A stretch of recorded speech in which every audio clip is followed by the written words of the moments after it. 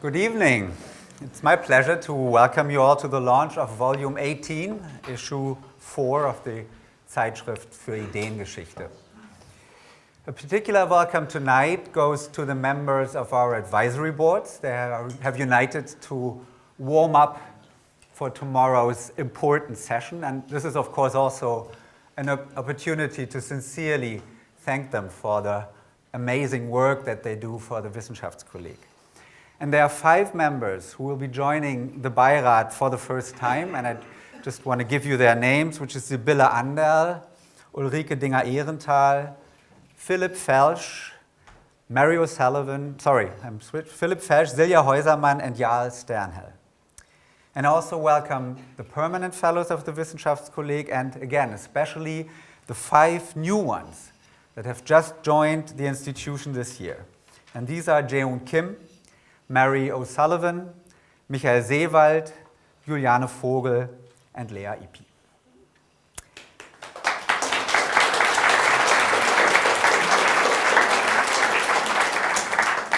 A heartfelt welcome also goes to the member of the editorial board of the Zeitschrift für Ideengeschichte who are with us tonight. Among them, of course, primus inter pares, the Sick Wizard. We call him the author whisperer. He's the uncrowned king of the caption. And I give you the one and only Stefan Schlack.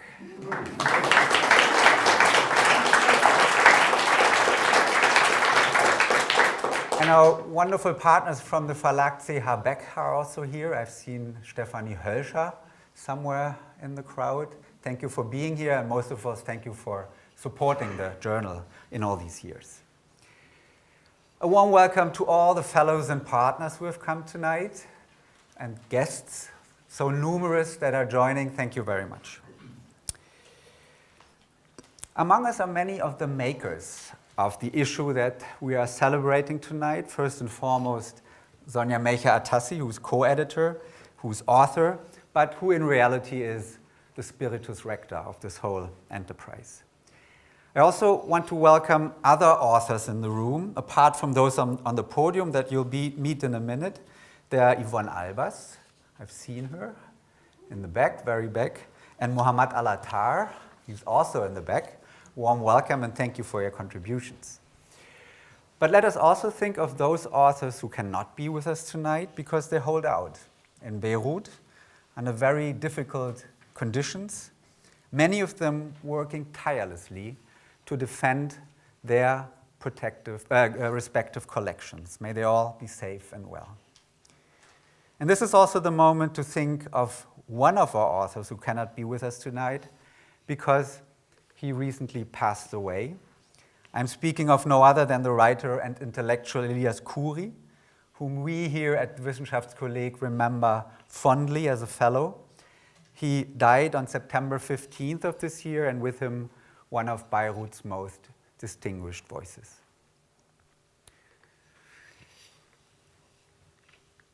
The idea to publish this volume was born in June 2022 in the context of an academic event that Sonja Mejcher-Atassi had organized with colleagues from the Orient Institute and the American University in Beirut.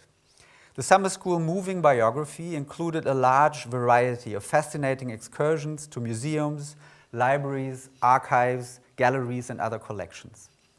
On one day, we were taken to the port of Beirut that was still in ruins from the massive explosion of August 4, 2020. Another visit led to the famous Sursat Museum that, as a consequence of the explosion, was threatened by gigantic cracks in its thick walls. In the course of these excursions, all participants felt the energy of an incredible rich cultural life that blossomed in the middle of terrible destruction. While we were visiting and speaking to curators, librarians, and archivists, we started to understand that collecting under these conditions means so much more than just working against the devouring maelstrom of forgetting. It also means claiming your own story and narrative, constructing your own past, resisting or defending political convictions, criticizing a state that by neglect, by lack of means, or even for strategic reasons, does not take responsibility for collections, it might even mean supporting revolutions, as we shall hear. Our excursions made us understand that each of these collections had their own reasons and that they were not only about objects, about archivalia, about art. They were not only about history, but very much about the people who live in the city today. We had originally planned to launch this volume in Beirut, but under the given conditions, this was out of the question. Today, explosions shake the city and thousands of refugees are looking for shelter in Beirut. The Orient Institute in Beirut, one of the possible venues of our event, has been closed down due to the immediate threat of missile strikes. Considering the recent developments, one could assume that our project has been almost overtaken by reality. Had we known the context in which the volume now appears, we would have probably done things differently. Certainly, we would have written a different introduction. And maybe we would have thought twice about the cover of the volume that under these present days might almost seem frivolous. Tanja Zaven, director of the Biblos excavation site, one of our authors, wrote to me recently that in the light of the newest developments, she wished she could change the ending of her text, which deals with the survival of the sarcophagus of the Phoenician king Ahiram during the Lebanese war. I quote her, "The National Museum of Beirut is once again in a critical state, and I feel that Ahiram, for the first time, is genuinely worried for his post-mortem survival. Ahiram no longer wishes to bear witness to the silent past. He yearns to retreat to his 9-meter deep shaft tomb. Why did we disturb him? We should have left him rest in Biblos for eternity, as his sarcophagus decreed. I now question whether we have the right to excavate past cultures if we are incapable of preserving our own civilization." End of quote.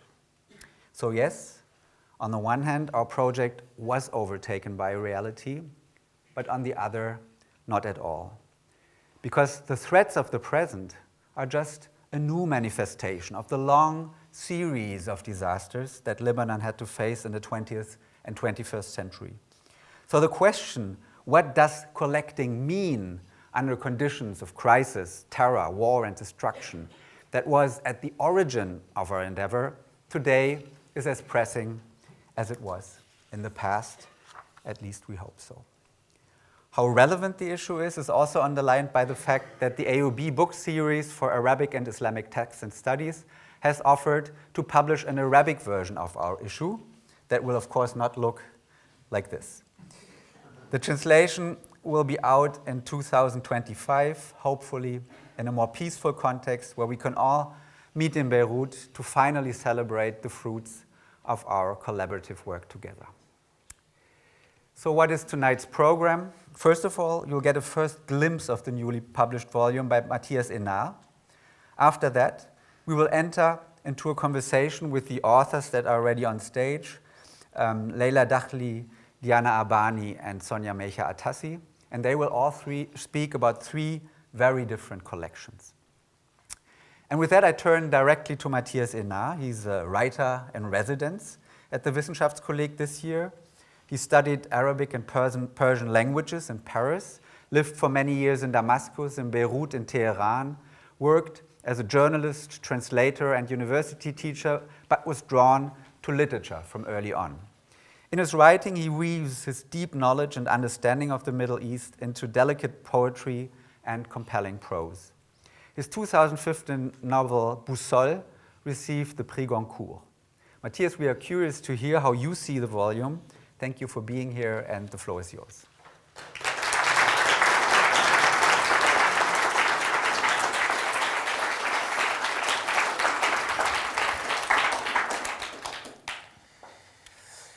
Thank you, Daniel. It is indeed a real pleasure to be here presenting as first reader, or something like that, this new issue of the Journal for the History of Ideas. And it is also a very sad moment because what's happening right now in Beirut has probably changed my perspective on the issue and its texts. It is really difficult, in fact, to read about Beirut city and not to think that it is being bombed right now. And that its streets are full of refugees, as you said, seeking shelter, as it has been bombed in the past in a terrible movement of destruction that seems endless. When has it begun? When did it start? Crisis, war, crisis, explosion, crisis, war. Beirut seems like an exhausted phoenix, tired of its own possibility to rush out of its own ashes, looking forward to be mortal and left in peace. Yet the first idea that came to me when I read the issue, or better say, the first question that arose with the reading was that of the very shape of the city, of the form of Beirut. In his texts, the late Elias Khoury, a very important Lebanese writer who sadly passed away 2 months ago, quotes a very famous poem about Beirut. The poem of Beirut, Qasidat Beirut, by the Palestinian Mahmoud Darwish, a poem written in 1982, as Beirut was being bombed and West Beirut was under siege. A quote that reads, "Beirut is an apple. The heart doesn't smile. Our siege is an oasis in a dying world. We still dance the square at the lilac's wedding." Beirut is an apple, asked Elias Khoury, and if Beirut were an apple, what would this mean? Is it a way to link it out of time, anachronically, as only visionary poets can do, to New York and the destructions that the Big Apple suffered 20 years later in September 2001? In fact, anyone who reads today the Beirut poetry of Darwish in the 80s is terribly shaken by its very contemporary strength 40 years later. Beirutu khaymatuna, Beirutu najmatuna. Beirut is our tent. Beirut is our star.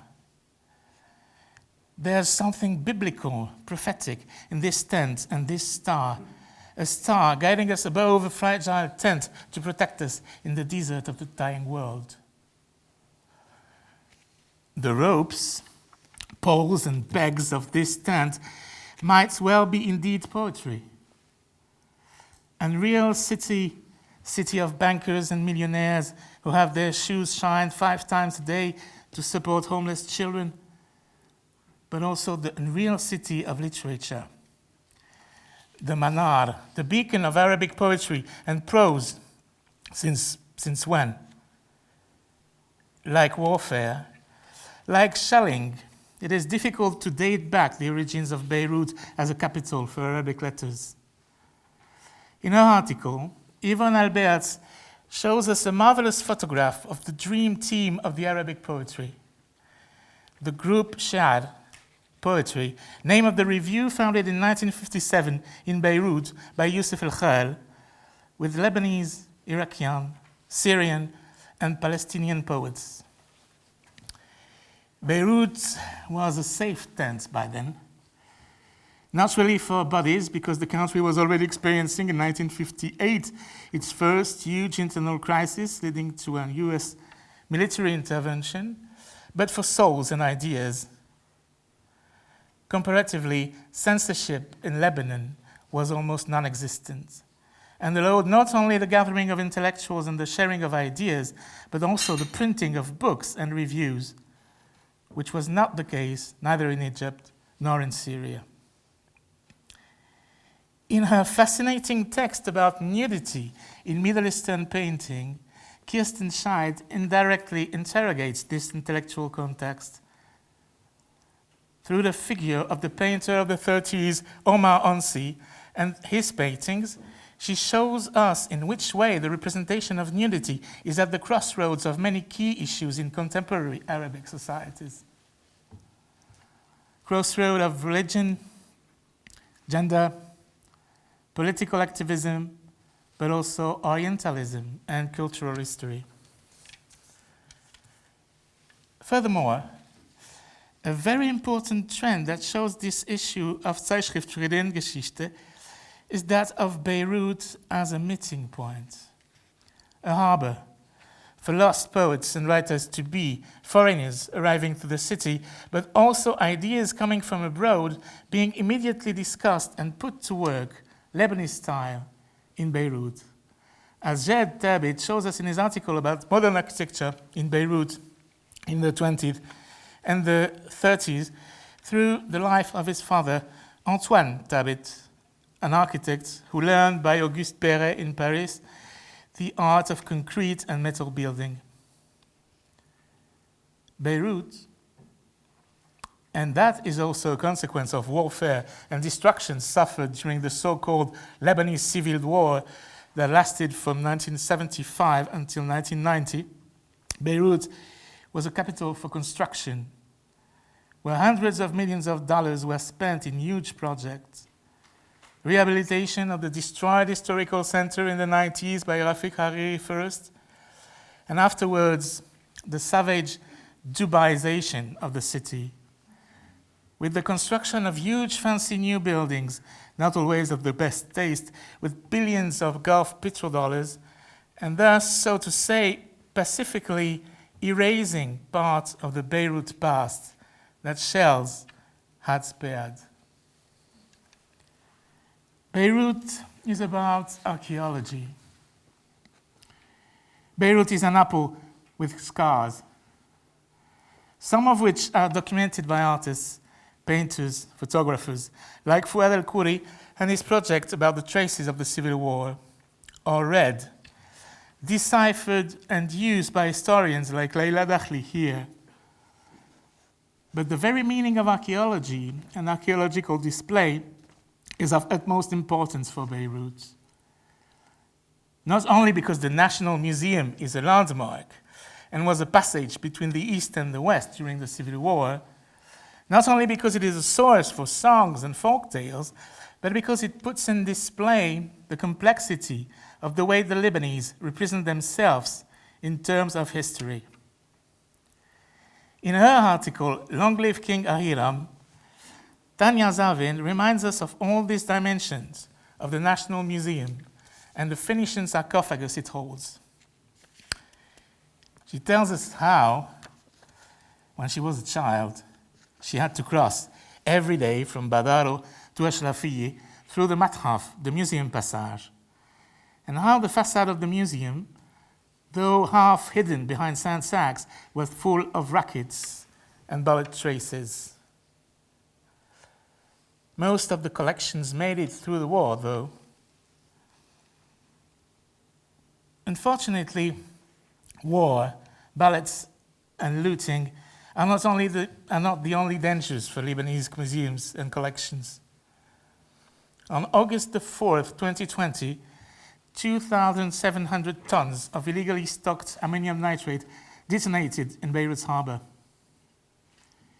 It was equivalent to the strength of an earthquake, but with a huge blast effect that destroyed every window and damaged every building in a distance of 3 kilometers.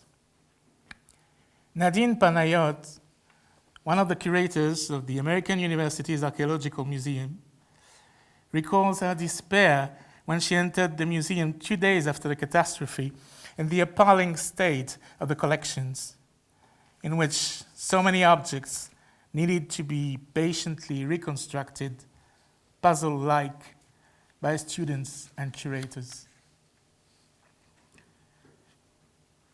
The catastrophe of the harbor led to the patient cleaning and reconstruction of the damaged districts of Jemaizeh, Rmail, Aswa, Ain al-Maraisi, or the devastated Mar Mikhail, Karantina, or Borj Hamoud. A few months before, in autumn 2019, Beirut had experienced massive demonstrations and street occupations, fueled up by the brutal economic and political crisis the country was facing. The harbor explosion damage was so hard, and it left Beirut so weak that there was almost no political movement afterwards, nothing comparable to the previous falls anyway. Leyla Dakhli recalls in her contribution about the 2019 movement that during the taking and the occupation of the great theater ruins in the center of the city, the artist Rafik Marjoub drew on the wall of the theater an angel of history, reminding her of the Paul Klee figure that inspired these words to Walter Benjamin. His face, the angel, is turned towards the past. Where we see a chain of events, he sees only a single catastrophe, constantly heaping ruin upon ruin and throwing the rubble at his feet. He would like to linger, to wake the dead and reassemble what has been dismembered. Beirut is probably this angel, and every angel is terrible. But not everything is about catastrophe, neither in Beirut nor in the magazine, in the journal. It's also about the pleasure of art and, of course, the music. The Beirut rush, the Beirut nights, the Beirut sound. Okay. Diana Abbani will tell us about the sound of Beirut in the 30s and the reconstruction of it. But as a matter of conclusion and sign of hope, I've brought you a little music myself. Music from the 60s, a song composed by George Tabit and Tufil Attar, and sung by the very famous pop singer Sabah. But first, we all have to pay a tribute to a group of people who get seldom recognized and acknowledged for their skills and their good deeds, and those are, as you can see, Beirut's hairdressers.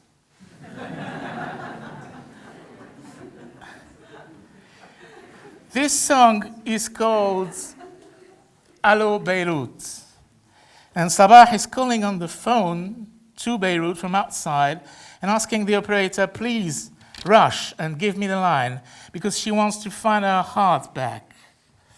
She's lost her heart in Beirut and she wants it back. So she will call everyone there on the phone. And I think that for many of us, it's the case right now. Our heart is buried someplace in Beirut, and we call out to get some news.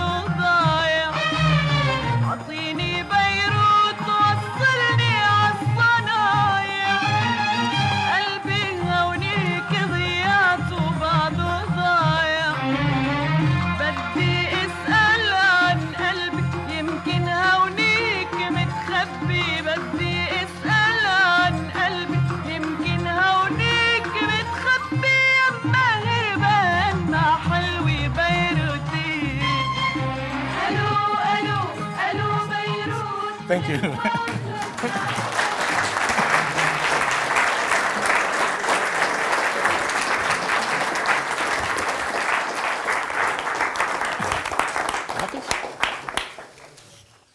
Yeah, thank you very much, Mathias, for this wonderful overview. You've shown us the red threads, or some of them that run through the volume, and through your eyes, I saw it somehow differently as well, so thank you very much.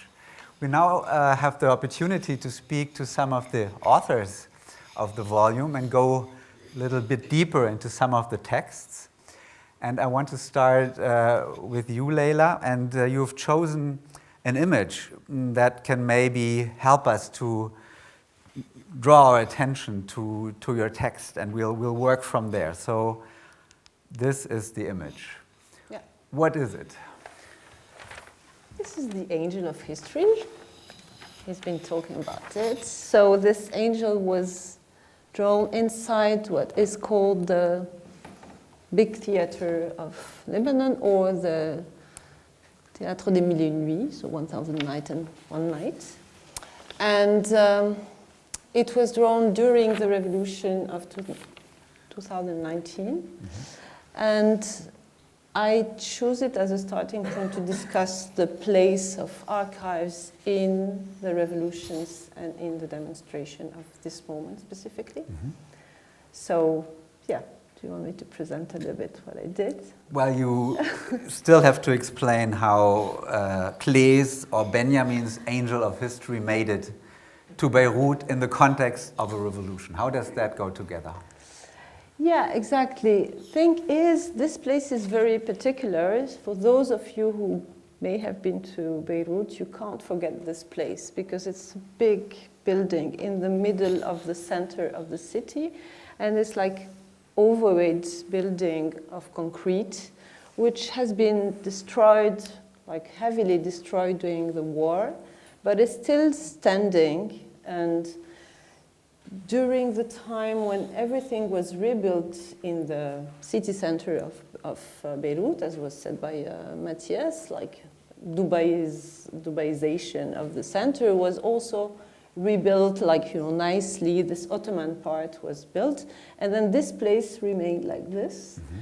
And it was also a mystery for most of the people who know Beirut, and you couldn't access, actually. Mm-hmm.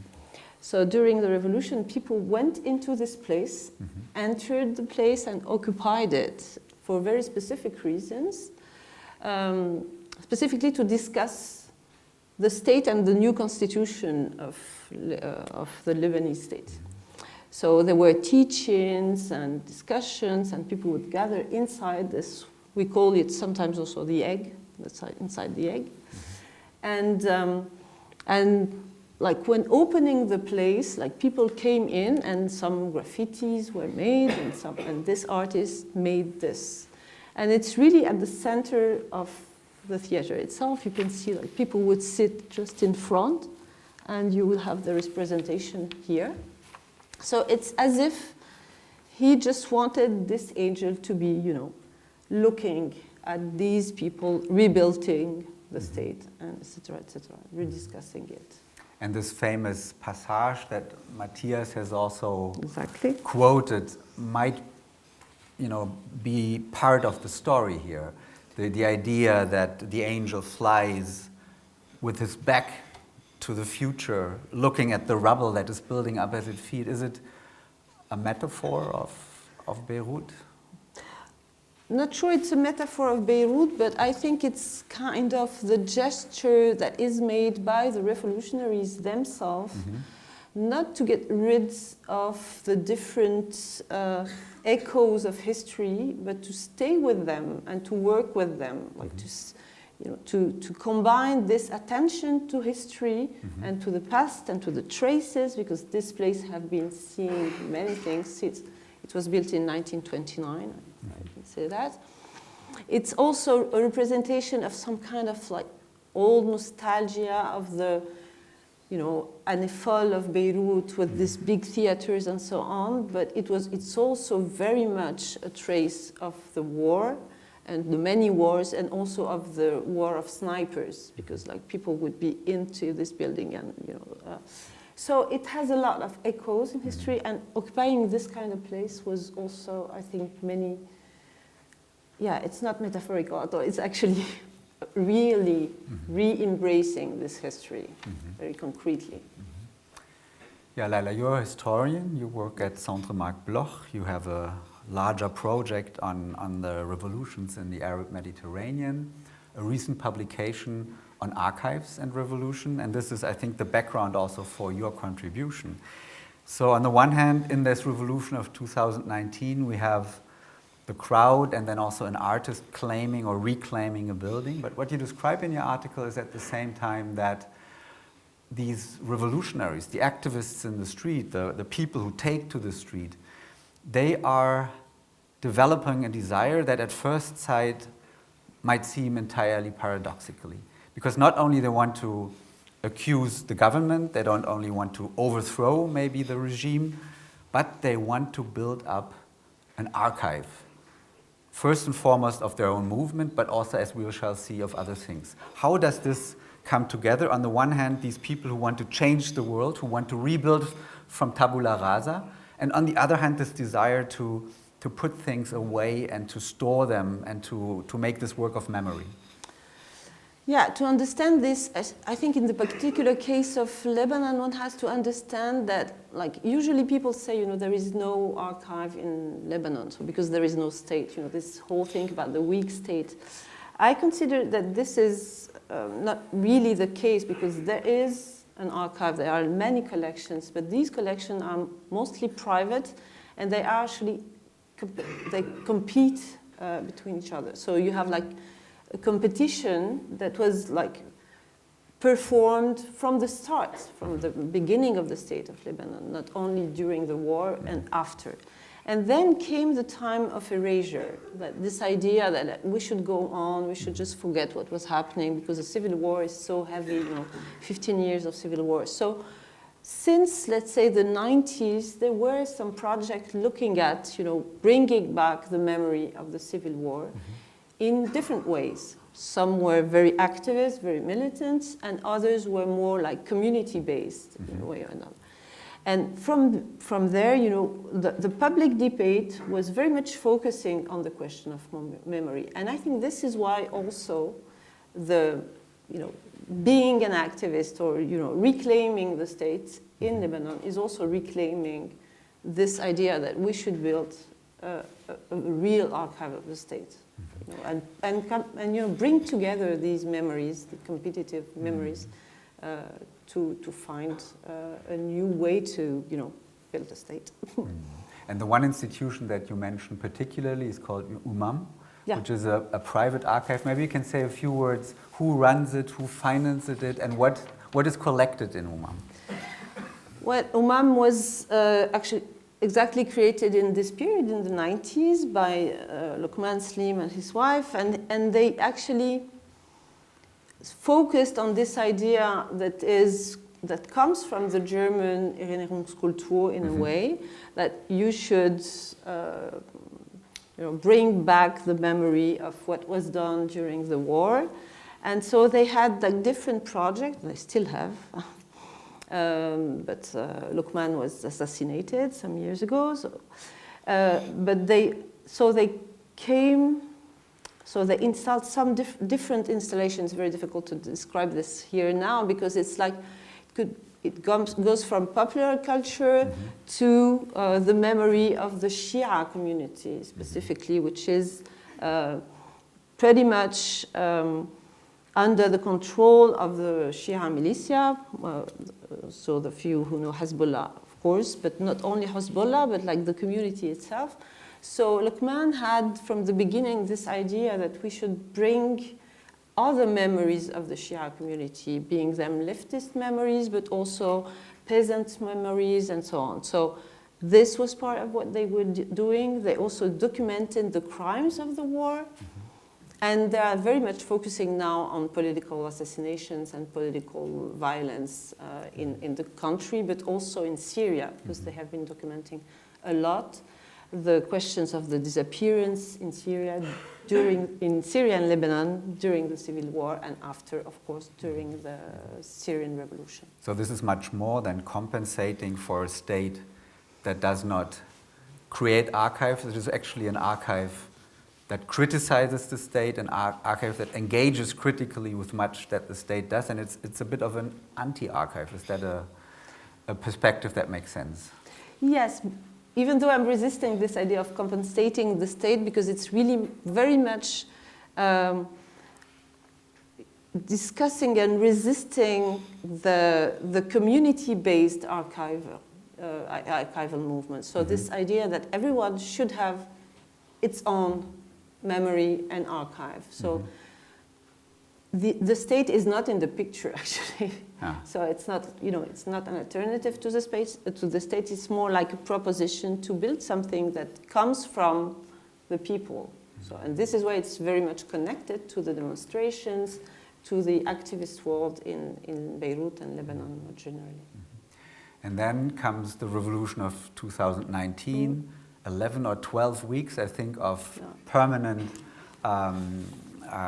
demonstrations in the streets, thousands of people, finally the fall of the Hariri government, so a vast movement. And this also feeds into the history of this and of other archives. And my question would be, what kind of documents, what kind of memories are actually now being archived? What kind of historical memorial interest was stimulated by the revolution? How did the archive grow after that event?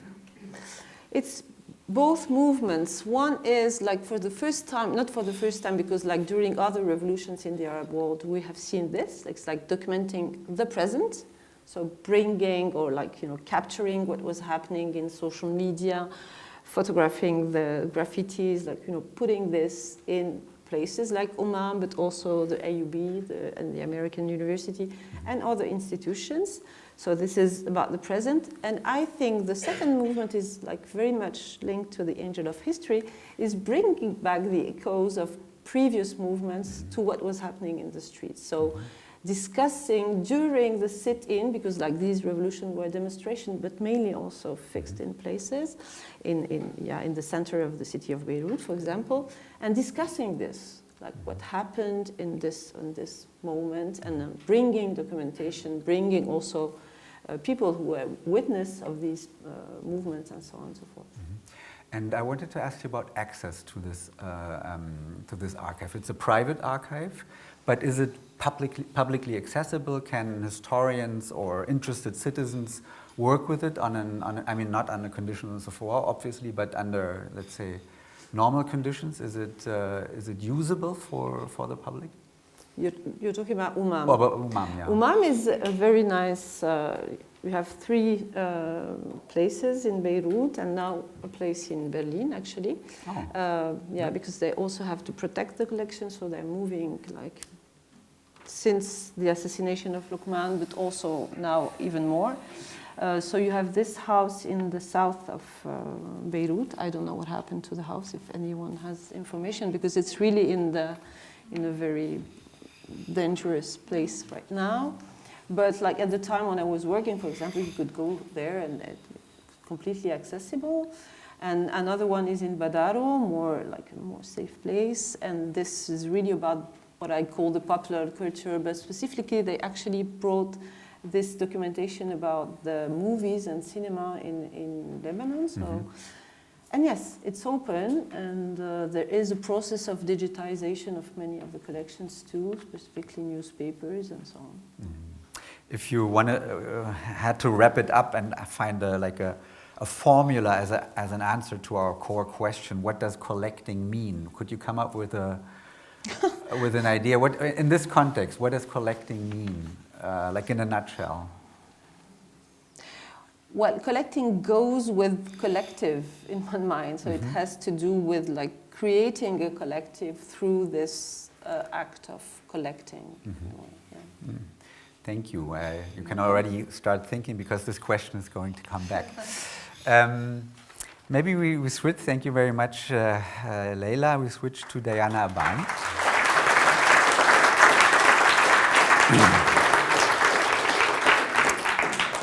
Diana was born and raised in Beirut. Now she works as a cultural historian of the Modern East, but Beirut remains one of her main fields of study, and she has a focus, as you shall see, on the history of music in the city. She also serves as a science communication coordinator for the new Merian Center for Advanced Study in the Maghreb, and is based here on the other side of the street in the Forum Transregionale Studien. You also chose a song to start your presentation off, and I hope it will work immediately. And we'll speak about what it is once we've listened to it for a few seconds.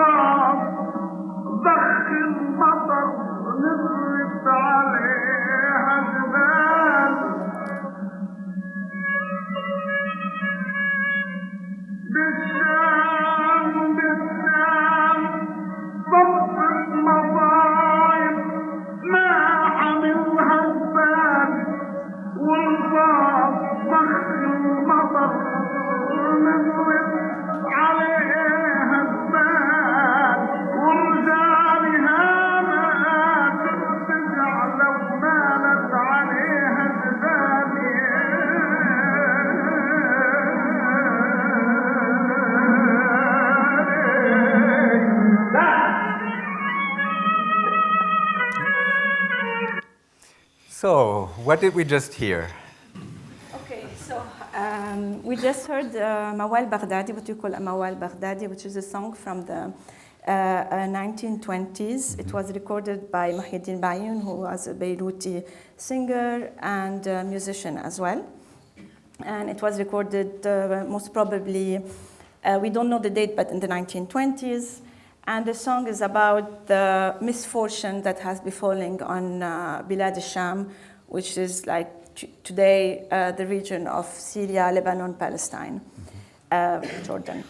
And the song is about either the 1920s, 1920, the Battle of Maysalun, which the Arab lost, and so it's about the loss of a battle. The song is talking about, or the 1925 or 26-7 big Syrian revolution against the French mandate. And I chose to start with this song because well, mainly I work on this period. I work on this period on the music and the musical life and how the music, and the songs can reflect the stories and the histories of the people, but also because it's very related also to the current moment. And but before talking more on the songs, my interest in songs is related to the fact that I really think that popular culture and in general, and songs in particular, can be repositories of the past, of the memories, of the stories of the people, and can travel through across time and across space. And they can also be a way for people to express their feelings, their anxieties, their emotions. So it's a very important historical tool to read the society, to read the society from below, and to read how the society changed and relate to past events and current events, but also current fears. And also, I wanted to say something to relate a little bit to what Mathias was just talking about, because he was talking about Beirut and how Beirut was depicted by Mahmoud Darwish as, in 1982 Israeli invasion of Lebanon, as the shelter, the Palestinian shelter, or the shelter of the resistance. And this romantic image of Lebanon, how it of Beirut specifically, of the Palestinian revolution in the 1980s, how it's 40 years later it was retaken by rappers, Lebanese or Beirut, like Lebanese rappers, not Beirut, on the contrary, two rappers from Baalbek, which is like a city in the Bekaa region, Bunasser al-Tuffar and Mazen al-Sayed, who's also a rapper from Tripoli, and they reply to this song and say Beirut khaybatuna and not khaymatuna, which is our disillusion. And this is to say how songs actually can really stay in the society and people use them, recollect them, rethink about them, and re-speak with them.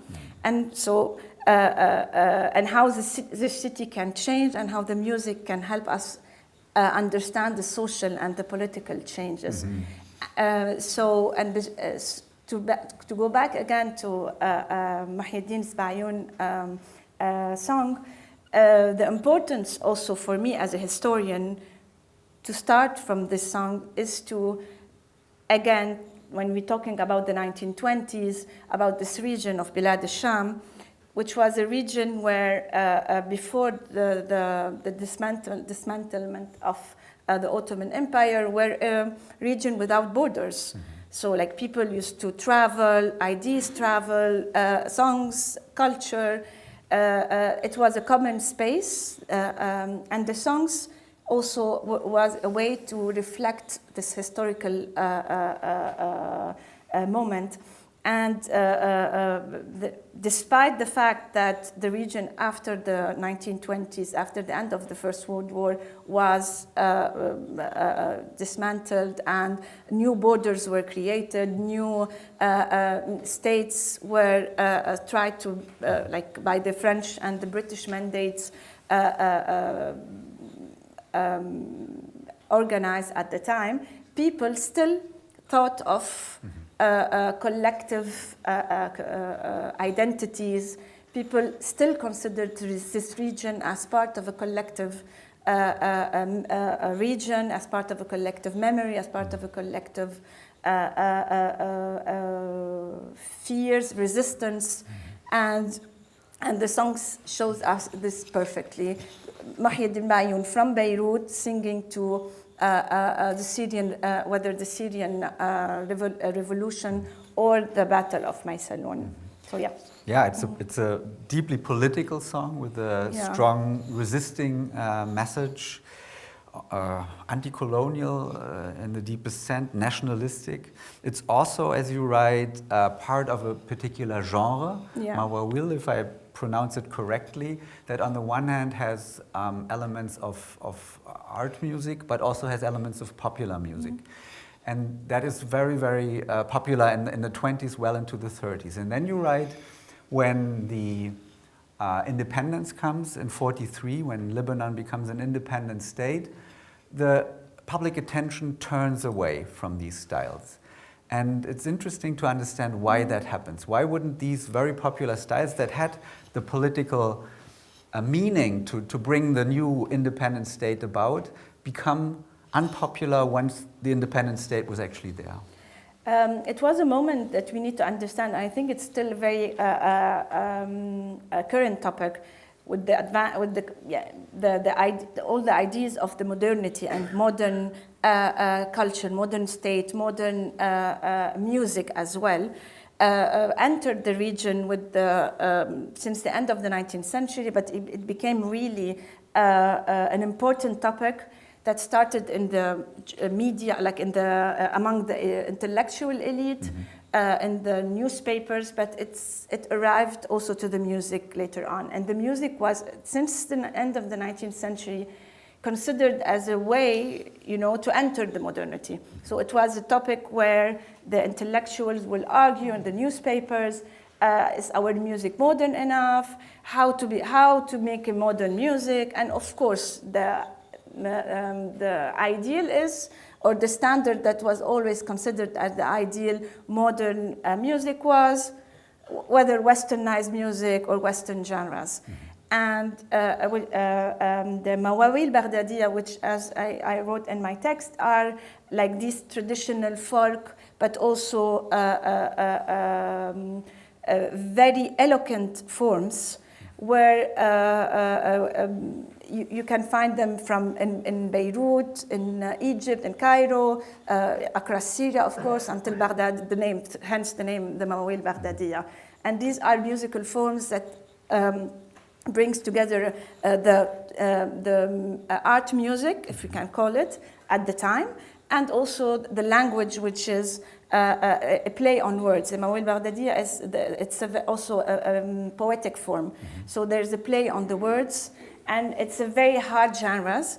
But at the time, it was critiqued and considered as not modern enough. So I started my text writing about one journalist from Beirut. I forgot the name, but Karam, his family name. He wrote, like, in the 1930s, I think, we have enough elegies or cry. We do not want any more songs that we cry and cry over the past and cry of our situation. We want modern songs that follow the rhythm of the city. So this was a very tense discussion, and still is. And the Mawawil Baghdadiya were at the heart of this discussion, like considered as old forms that do not follow. Although, as we just saw, you can practically and very easily talk about current topics, but in very old or traditional form. But this was the whole discussion in the 1940s. This was the fact that the modern state that was established in the 1943 with a certain ideological project did not consider that these kind of songs as that correspond to the image of Lebanon that was constructed at the time, and because it's related to not modern enough songs. And then, strangely, a few decades later, there was a rediscovery of this phase. And this is also something you write about, and it has to do with archives. So if I'm bringing the things together right, there is a collector like Kamal Kassar, who is one of those local people, wealthy local people, who comes back to this cultural heritage that has been somehow forgotten since the 40s, and who puts together one of the biggest musical archives of the entire region from his private means. And this is the collection Amar, if I'm taken. So what was his motive, and why would he be interested to go back to this like old-fashioned style? Many reasons. One of the reasons he's a collectioner, so he's like someone who's fascinated by the early 20th century, and there are many. In the 2000s, when there's like this boom of forums online, many old collectioners like gathers in these forums and started like connecting with each other and sharing through these forums the pieces that they have. And this is how this old or early 20th century records came back to be rediscovered, if you want to say. This has, of course, many layers, because on one hand, usually the collectioners are wealthy person, bourgeois mainly, or and they are selective in their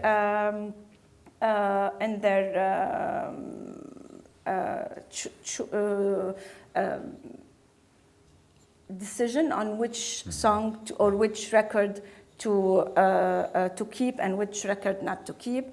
But also it's very important because they kept alive a very important sound archive, which is the sound archive of the early 20th century. But I need to say that this Amar archive was based on an Egyptian collectioner, which I'm sorry, sometimes I use the French word, but who was in the most important person who worked from the 50s until the 1990s to collect this huge archive, which is not mainly on Lebanon, not at all. The most important archive is about Egypt. And then, of course, he managed to gather from the rest of the region. And then when he died, of course, what happened when you are a private collectioner, your grandchildren or your children will sell the archive. The history of this archive, how it was sent, it's another story where I'm not going to go into it, but it ended up in Lebanon, which is also a very problematic. When you have an archive which is in one place and you move it to another place, I think this is also very problematic, and this goes also to Like,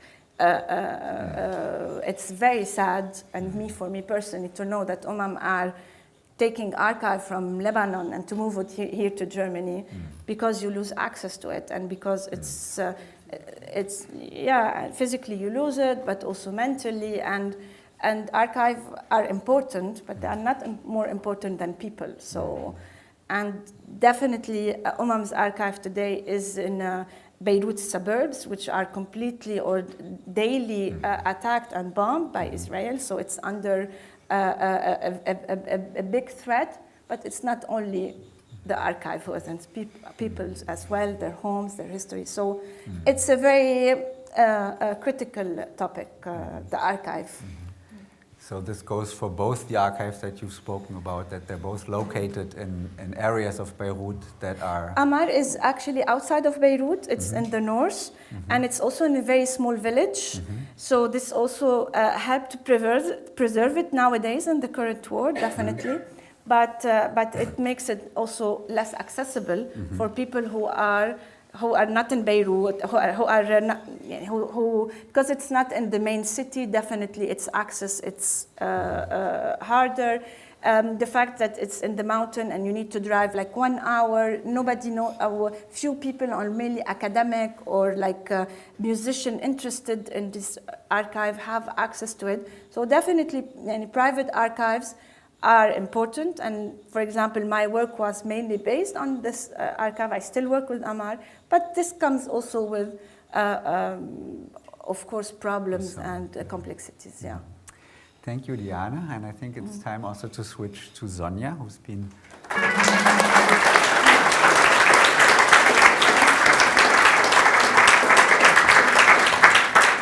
Sonja Mejcher-Atassi, known to many of you, is professor for Arabic and comparative literature at the American University of Beirut. She has lived there for, I think, more than 30 years now. In 2017-18, she was fellow here at the Wissenschaftskolleg, and this is when she was working on a book that has just recently come out and that I can warmly recommend to all of you. It's called An Impossible Friendship, Group Portrait, Jerusalem Before and After 1948. Maybe as you have just left Beirut a few weeks ago, maybe you could start by giving us a few of your impressions that you had of Beirut just before you left. Yeah. So I will start to talk a bit about my personal experience. Then I will move us back to Elias Khoury, and then I will talk about Mejia, whom you see on the screen. So when you leave a city at war, and Beirut is a city that is bombarded almost daily and nightly. Certainly you feel at first you feel safe, that you don't have to live through the fear of bombardment anymore. And you feel also, what is possibly worse than the bombardment is the constant buzzing of Israeli military drones in the skies of Beirut, day and night. This is something we can maybe not really imagine here. So yes, when you leave that city, you feel safe, but you also feel guilty because you have left your city. And I say that as someone who has an insider and an outsider perspective.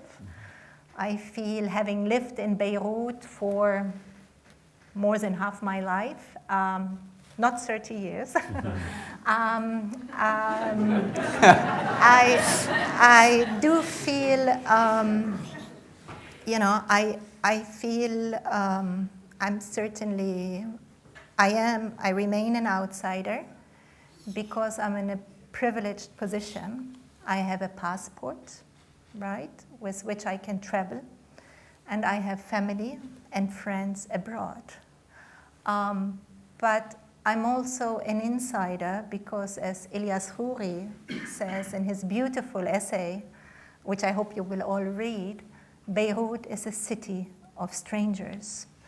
Ilyas Khoury refers in his essay primarily to exiles and refugees from Palestine and Syria, but really from across the Arab world, from across the Middle East.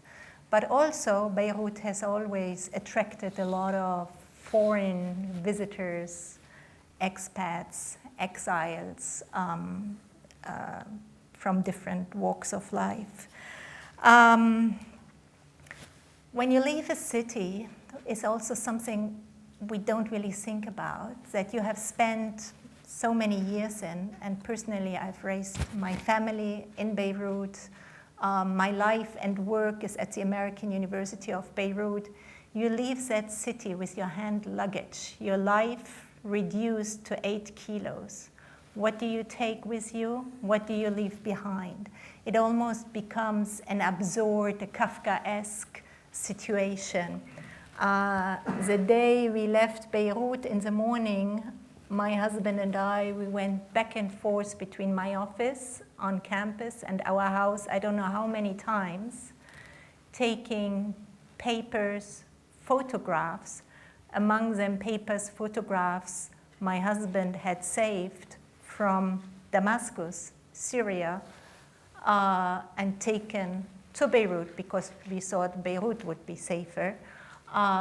We put them in my office on campus because we thought that campus would be safer than our house. So I have left Beirut with very mixed feelings.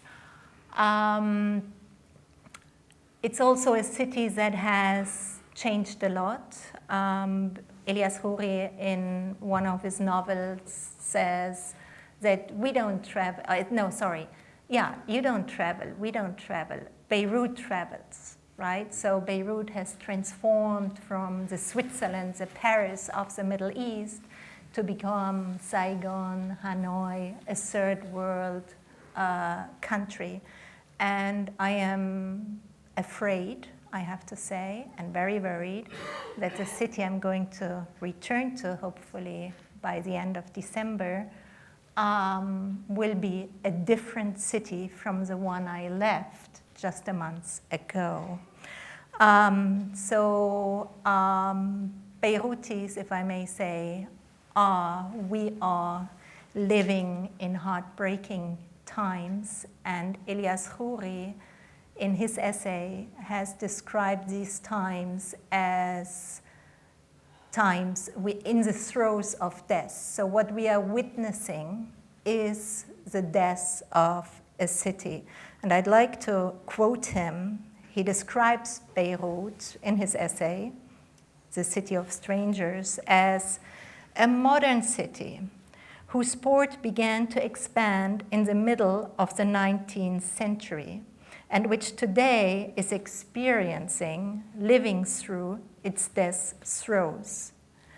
The Beirut port explosion on August 4, 2020, not only ripped apart the city, it was also the kiss of death for an Arab society and an Arab Levant murdered by occupation and tyranny. Ilyas identified so much with Beirut that he died with the city.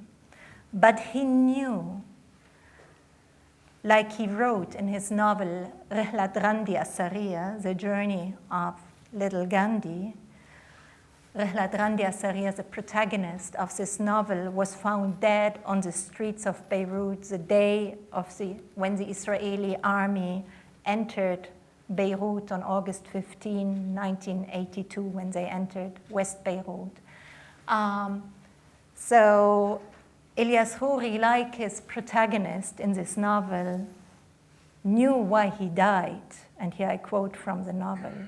He knew the bullets weren't aimed at him, but rather at the heart of a city that destroyed itself, because it was like Gandhi. It was trying to make a story out of its name. Elias very much is like a character out of his novels. He was born in 1948, the year of the establishment of the State of Israel and the Palestinian Nakba, which after the post-World War I partition of the Middle East, as the historian Eugene Rogan writes, stands out as the most important turning point in 20th century Arab history. And he died when this most recent reiteration of war started in Lebanon. The day of his funeral was the day of the pager attack. And I remember driving from the little church in Ashrafiyah, where we bid farewell to Elias, to the Greek Orthodox cemetery, which is not far from the suburbs of Beirut. Nothing is far in Beirut. From our campus to the suburbs, if there's no traffic at night, 10 minutes, 15 minutes. It's a small country, it's a small city. So I remember when we drove from the church to the cemetery, we saw a number of cars stopped in the middle of the street, their drivers' pagers having exploded a few minutes ago. So it was a miracle, really, we didn't have an accident.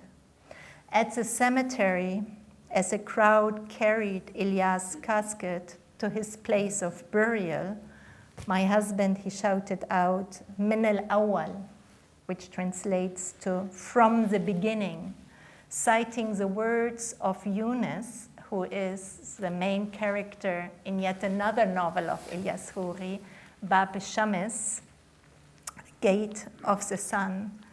So I hope we will return to Beirut and love the city, min al-awwal, from the beginning. Maybe let me move from here to Mejcher-Atassi. What does Mejcher-Atassi have to do with this?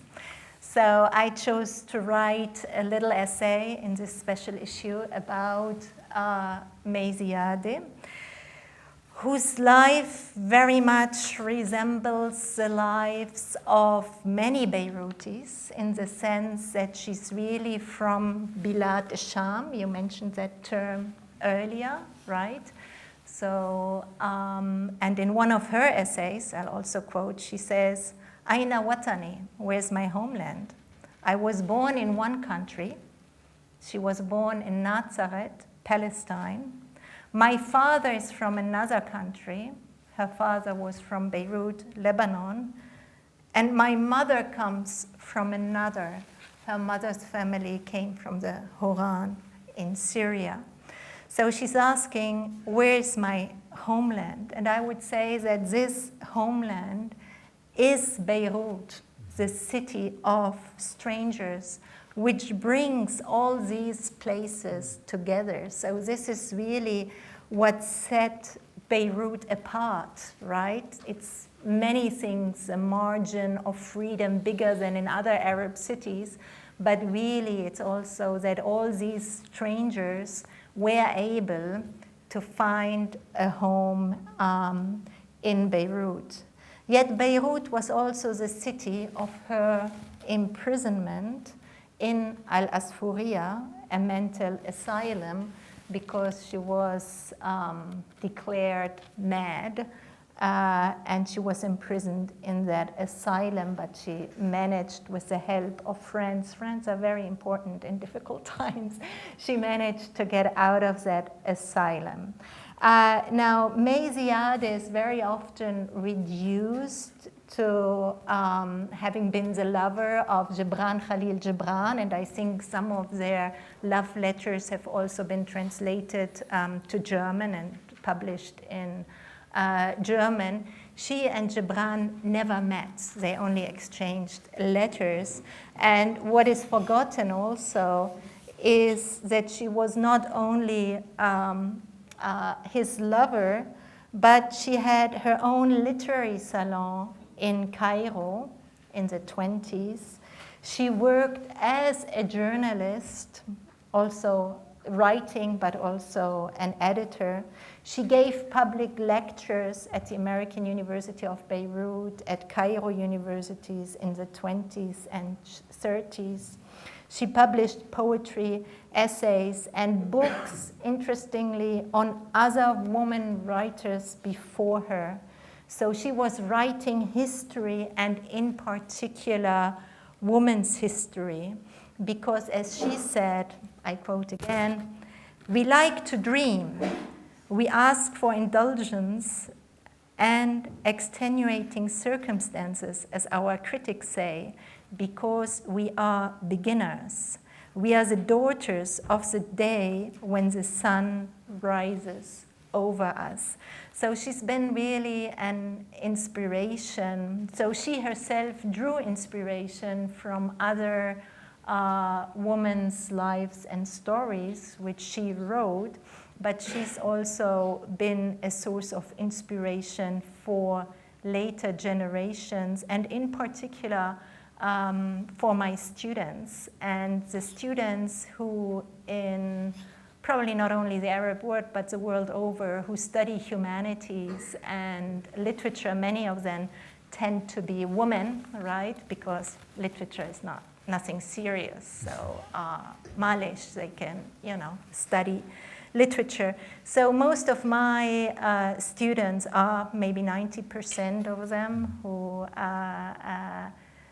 major in literature, are women, and they feel very strongly about May Ziadeh and want to do her justice.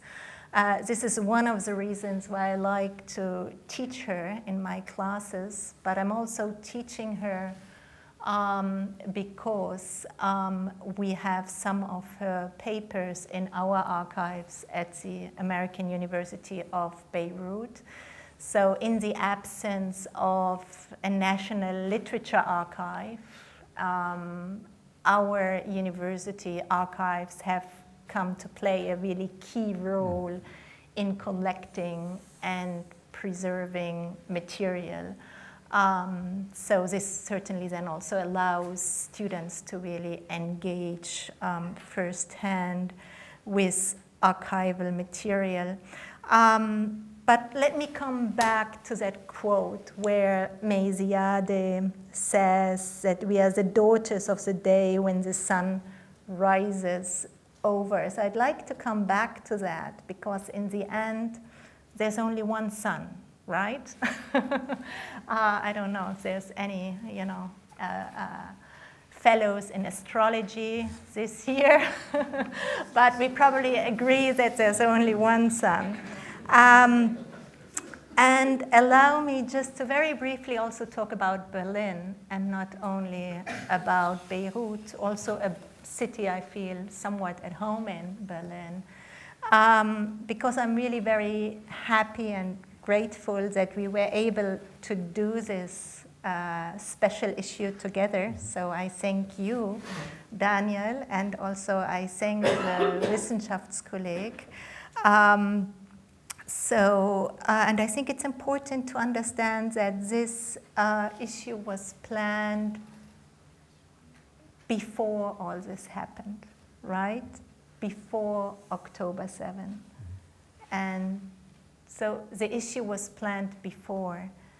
And I do wonder if it would still be possible today. And I think this is a question we have to ask ourselves, because the lack of empathy we see, and in Germany in particular, for Palestinian and Lebanese and other Arab lives who very often are reduced to numbers, is really shocking. And I do hope that our issue can be like a small contribution to give faces and stories to the city of Beirut, which again would be unthinkable without the exiles and refugees who have found a new home, at least temporarily, some of them,